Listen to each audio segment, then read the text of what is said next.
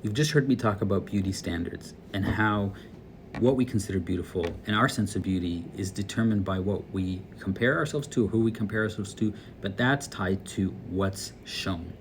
And what's shown in the media and what the standard is very much a thin standard of beauty. But it's also not just a thin standard of beauty, it is a white standard of beauty.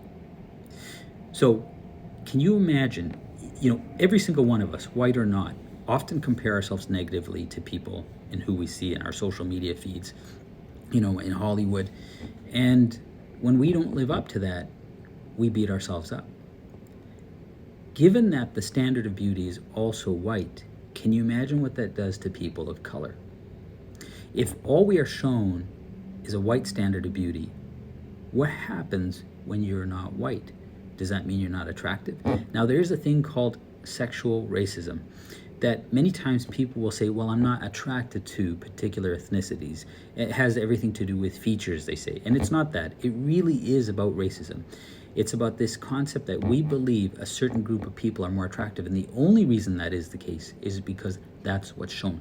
This also applies to leadership. There's a good amount of research that talks about when we think about leadership, we tend to think white. It's because it's what we're exposed to. Now, let's talk about Black Mermaids.